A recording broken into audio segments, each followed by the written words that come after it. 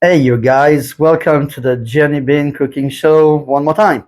All right, it was like Thanksgiving ahead. We are like 2 weeks away from Thanksgiving. I still want to challenge myself and show how we can do some turkey Thanksgiving, celebrate Thanksgiving without cooking the whole bird. For those that have like only one or two persons to cook for, or three persons to cook for, or just don't want to do the whole bird. Okay, so what we're gonna do some turkey breast, and we're gonna do it with like actually some pancetta that I got from the store. You can also use some thick bacon, and I had it soaked the whole day in actually maple syrup. And we're gonna cook the turkey also with some white balsamic vinegar, and we're going to actually have some beautiful French orange brandy on top of the turkey. So I'm starting with like a cold pan. All right. So I'm going to turn it on. That's very important. I'm going to tell you why in a second. All right. So I'm going to put slices of orange that I had soaked also with the bacon and the maple syrup. All right. And the reason why I start with a cold pan is for the garlic. It just helps the garlic a lot better. So I'm going to dump just a little bit of garlic in there. And while this is like starting to go, I'm going to show you what I do. All right, so I take 3 summer Italian sausage and I chunk them all roughly just like that in one shot. And I'm going to add it right to that mix right there. And we're going to sweat everything, and then it's going to be phenomenal. So the philosophy right there is, again, we're trying to stick to the American tradition, but like the last time that we had a video, I actually used some butternut squash.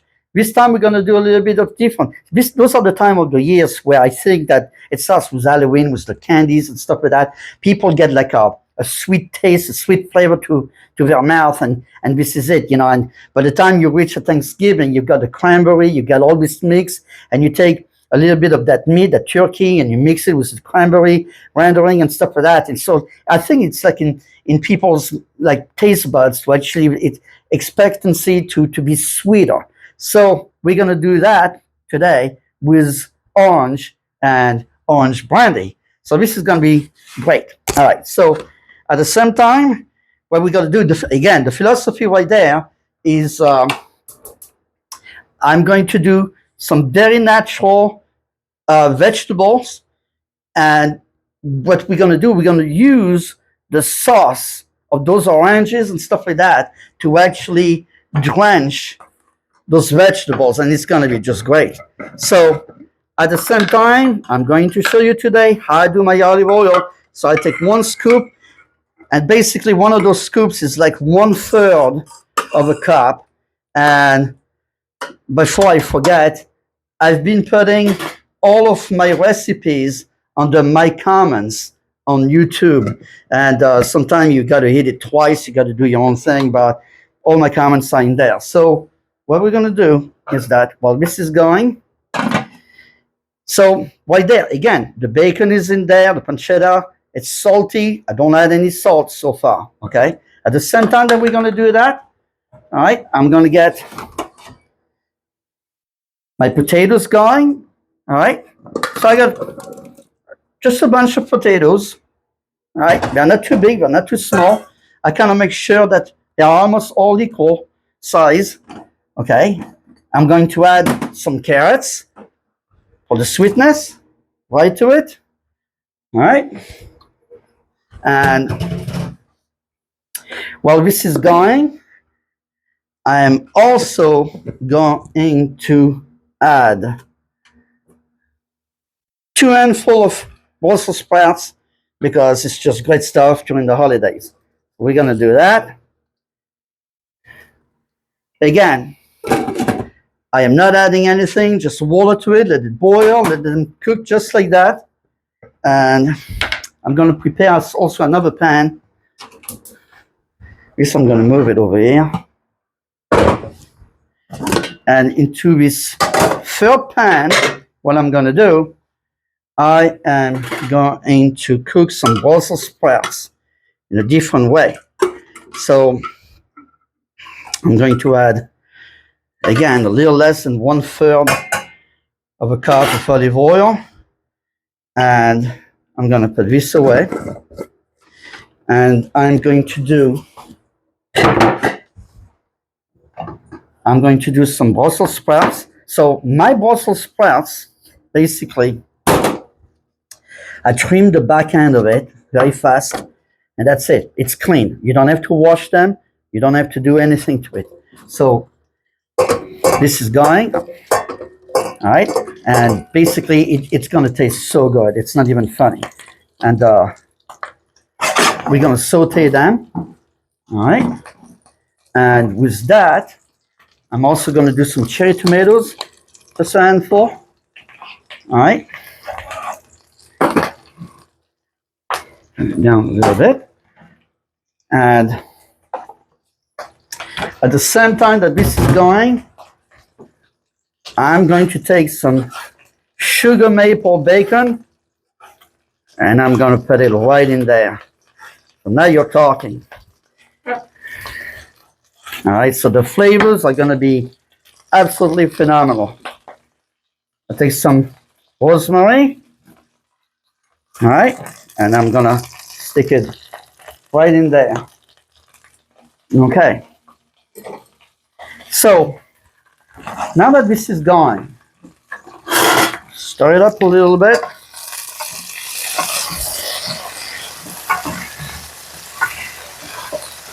And then we're going to cover it. Okay. So now we're going to have fun doing something completely different. So I'm going to take my turkey and I'm going to show you what I do to the turkey. All right. I didn't mention the last time that I puncture it. Well, I'm going to show you how I do that. All right. So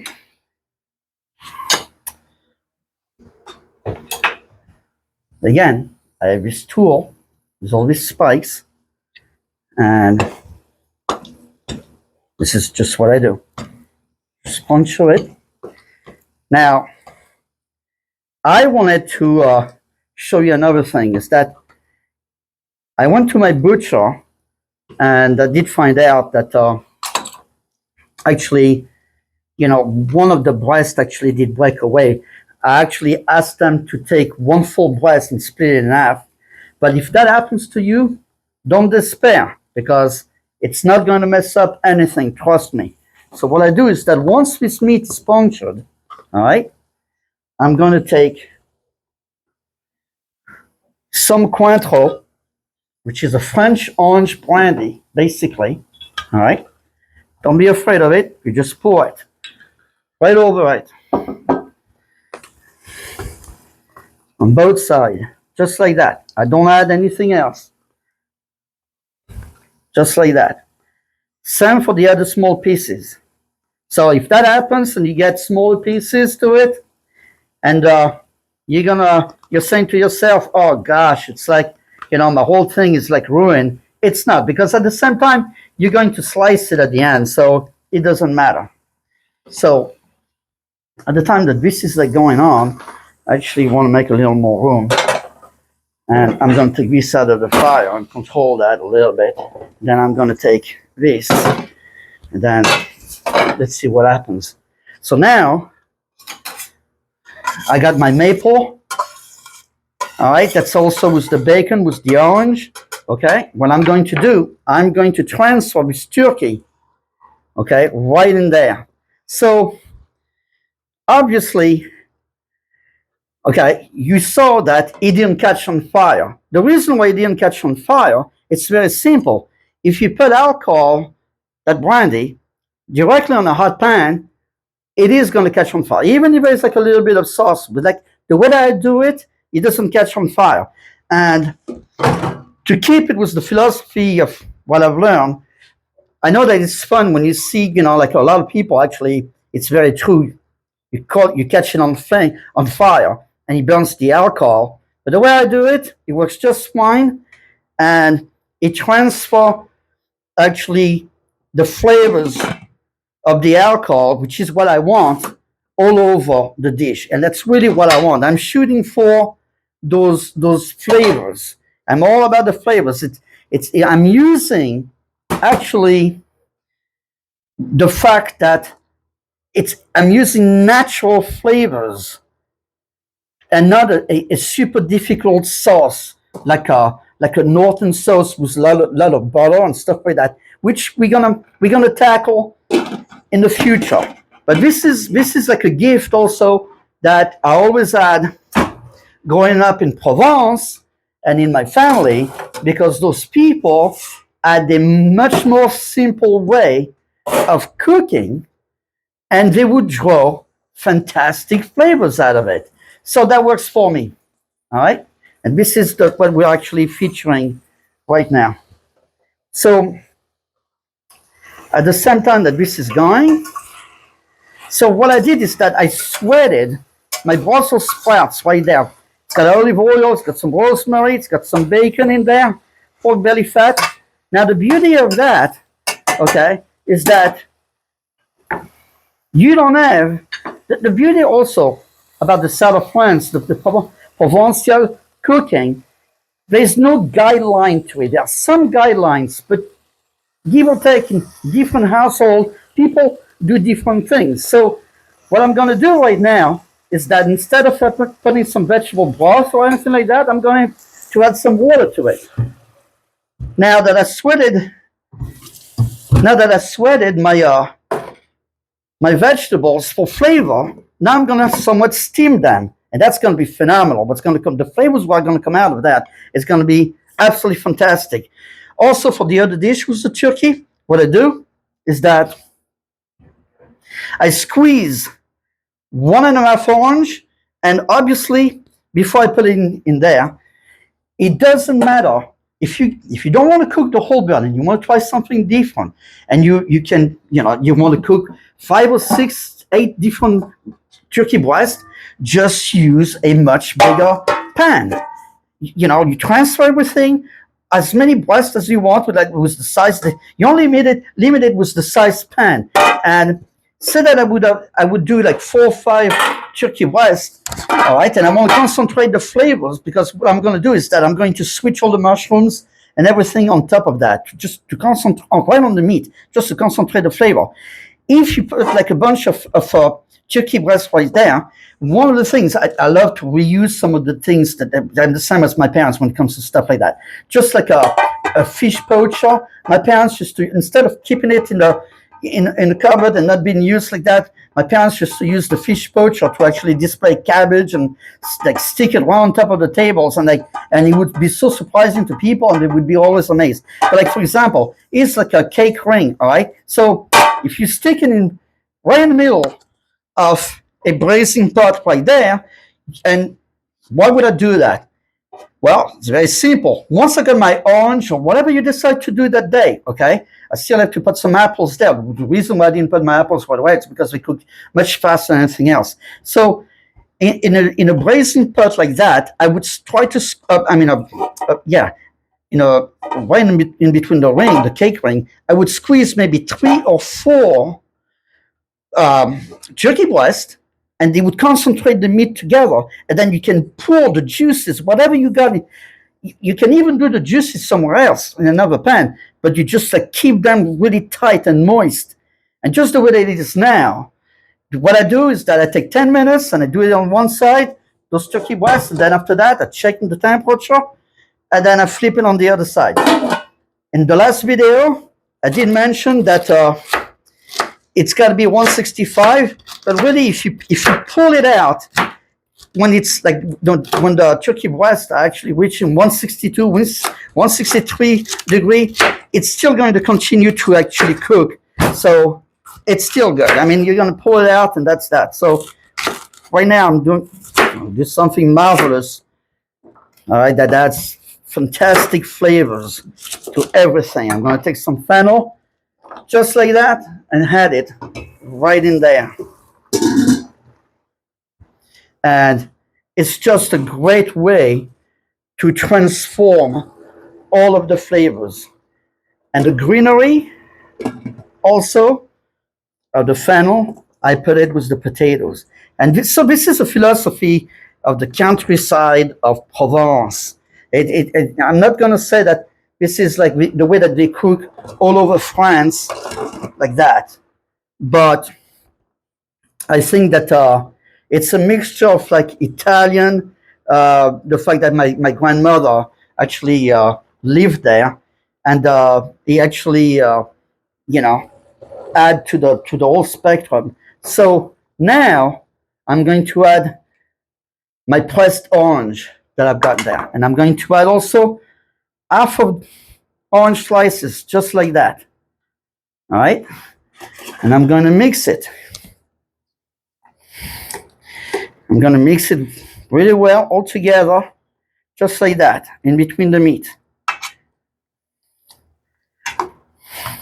And that meat, the turkey breast, is going to pick up the flavors of the orange, the mushrooms, all right, the orange brandy, and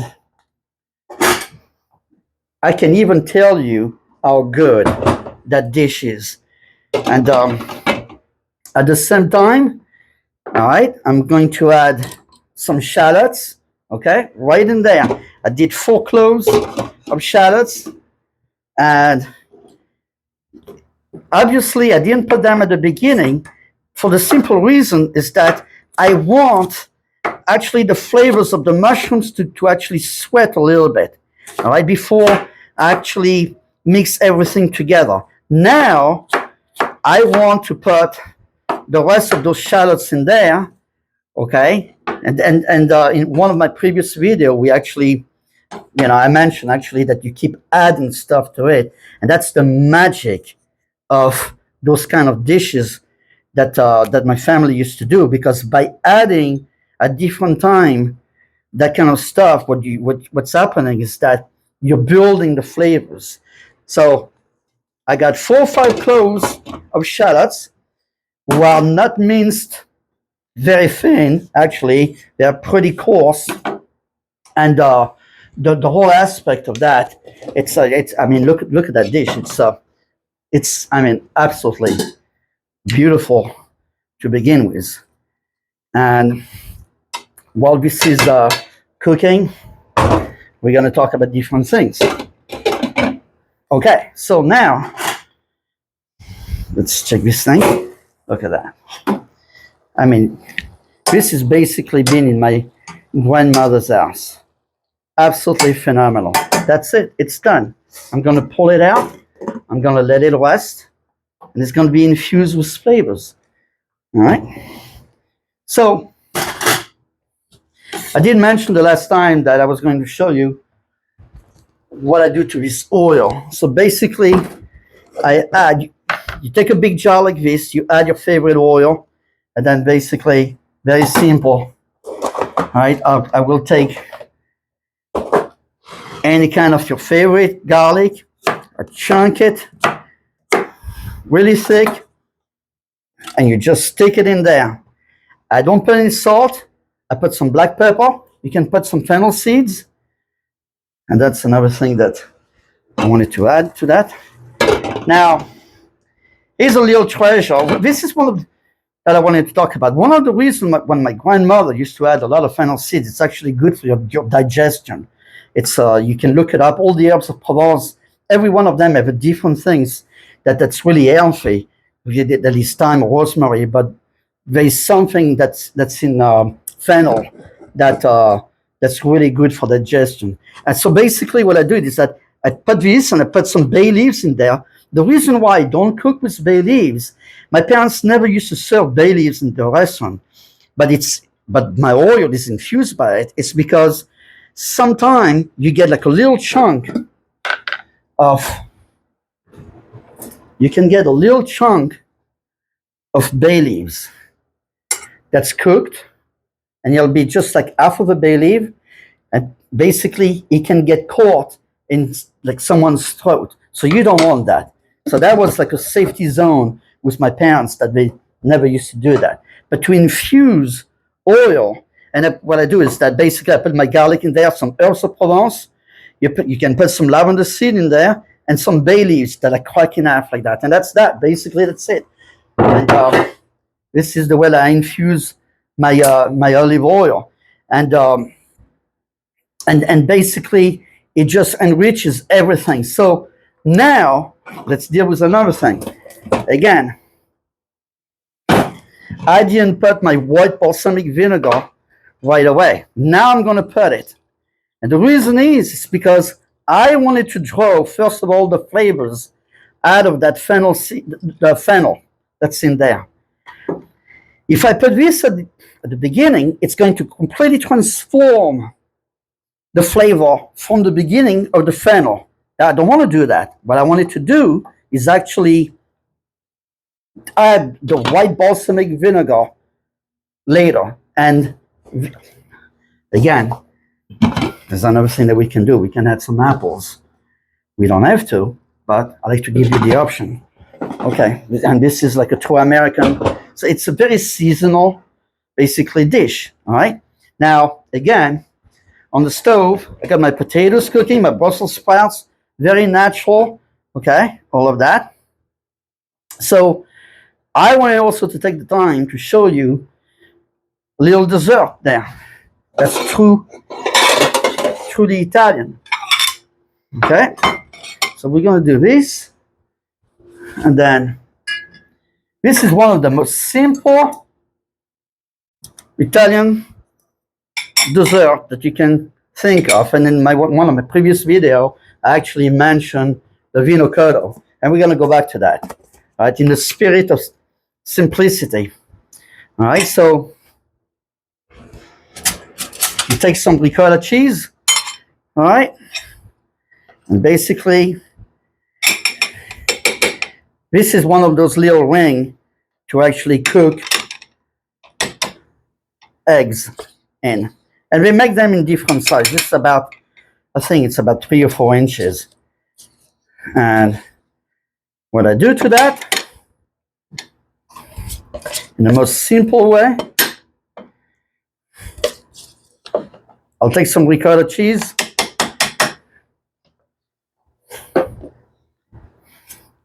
You take like a flat spatula like that, and then you squeeze it just like that. Pull it out. Next. Pull it out. And then what I'll do to it, I'll take little chunks of apricots.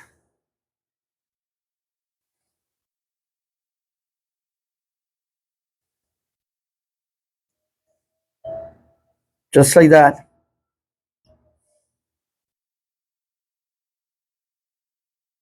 And then basically in the spirit of doing some food the very simple way is that I will add some vino cotto. Again, this is the original vino cotto that's aged in 4 years that you can get through Amazon, just like that. And very simple dish in Italy, ricotta cheese. Look how beautiful those colors are. How simple was that for a dessert? So now we're dealing with some orange brandy. We got some maple syrup that's all over the turkey that we're cooking. We've got some white balsamic vinegar to tag along with it. So now what we're going to do is that we've been cooking it quite a few minutes. So what we're going to do, in the most noble way, all right, we're going to take a big turkey breast out, just like that, and we are going to check out what's the temp. All right, so I'm going to stick it in there, 166. 178. All right, so this is done. Okay, so we're gonna let it rest. All right, so if that one is at 168, I'm gonna pull the little piece out. So you would imagine that, oh, well, if the big piece is done, then they must be all done. Now, you better make sure. So, because we have different heat range, so that's why check it, just to make sure. Never assume. 129, 130, it's climbing, 140. So, again, see, the smaller piece has to go back. We're not even at 162. All right, we're like 140. This is the reason why you have to check it. And then while this is resting, okay, I'm going to take some of that sauce, those fennel, stuff like that, and I'm going to stick it right over it. All right.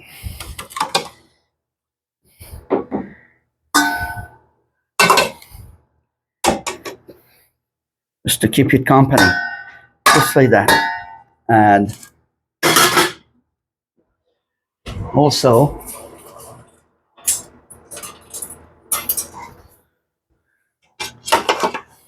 I'm going to take some of that orange juice with the mushrooms.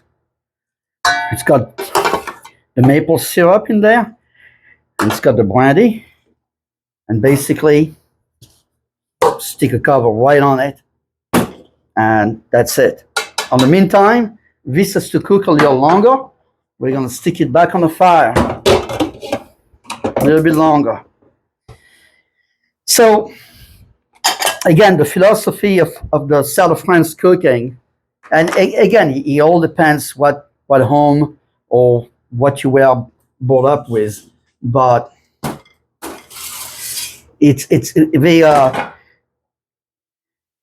they actually have the ability to cook everything that you eat. I mean, you can take like a steak, and if you just put rosemary and you or thyme on it, it's going to taste absolutely phenomenal. You can take poultry, seafood, you can take turkey, chicken. So why is it so good to cook with herbs of Provence or Italian seasoning? It's because, number one, it starts with the fact that those soils are stony, basically. They are not like the northern part of Italy or the northern part of France. When those herbs were wild herbs, like rosemary, grow, when I was a kid, was growing everywhere. It's a weed.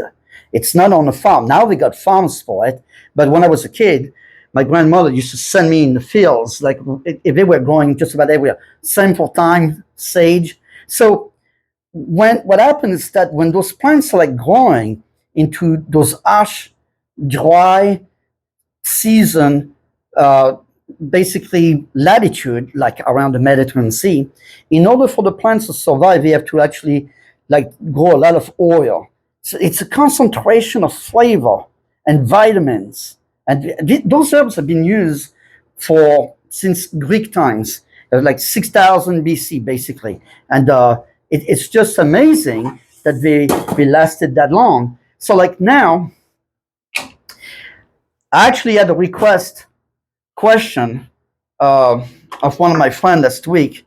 He was asking me, what do you do, when you're pulling the first turkey out, you keep it warm and stuff like that.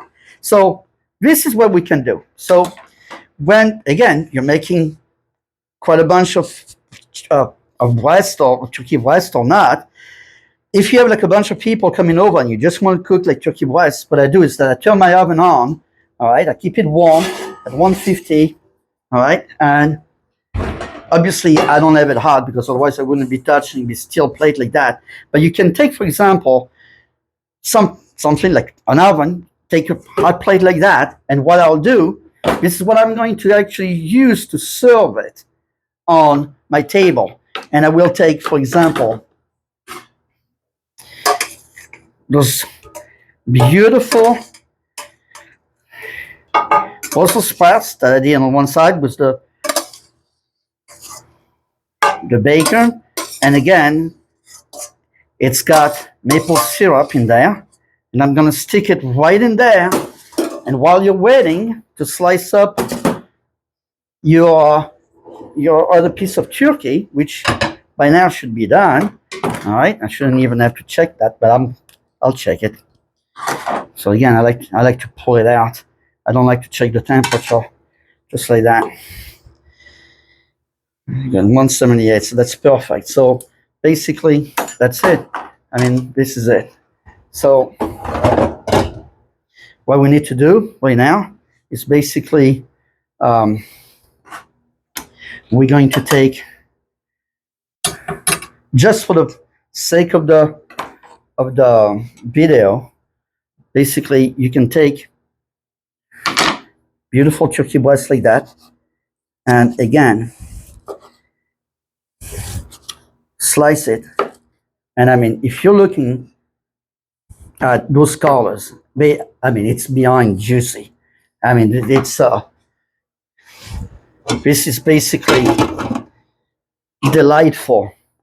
So, you know, we got this, and then we're gonna stick it right in the center. All right, and then we're gonna take, again, right in the center, I got this fennel, and then I'm gonna take this big juicy turkey breast right there. And again,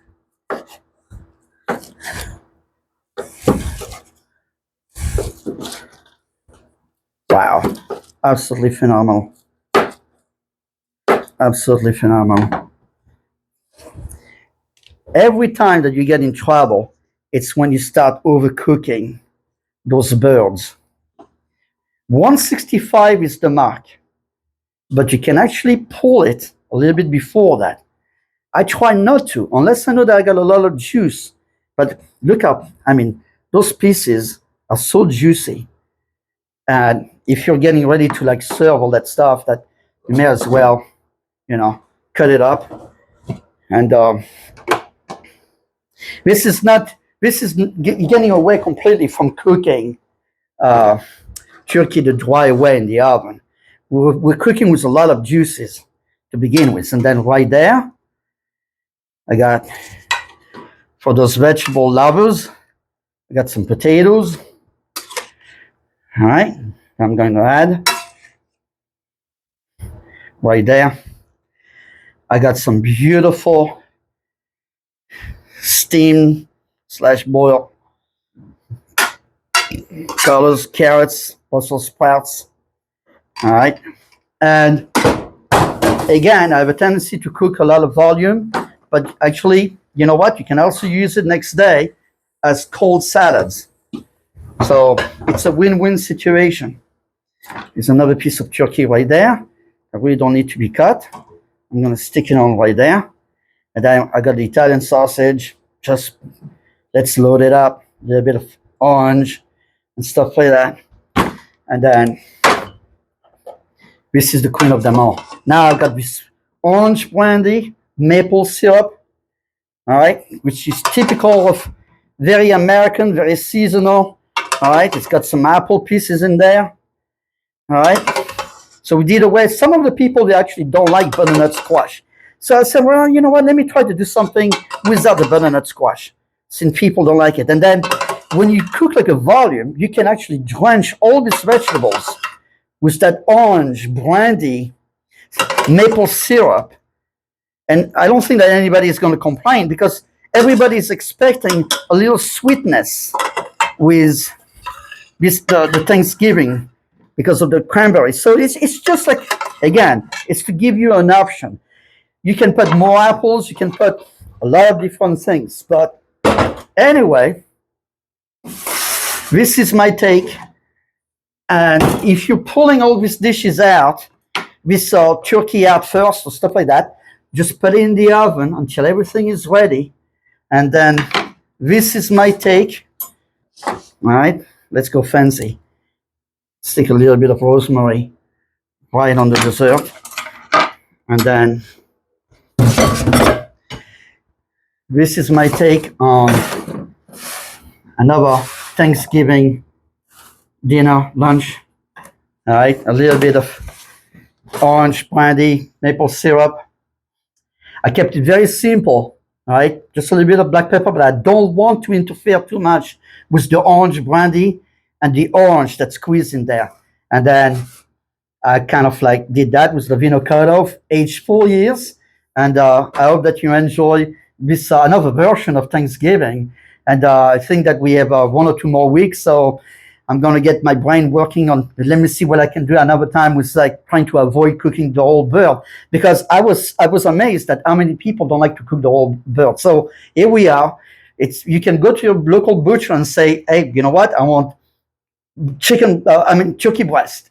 And some people, if you don't like the turkey, you can do that with chicken also. It's all about the flavors of the orange. And enjoy your another version of the Thanksgiving. Until next week. Have fun.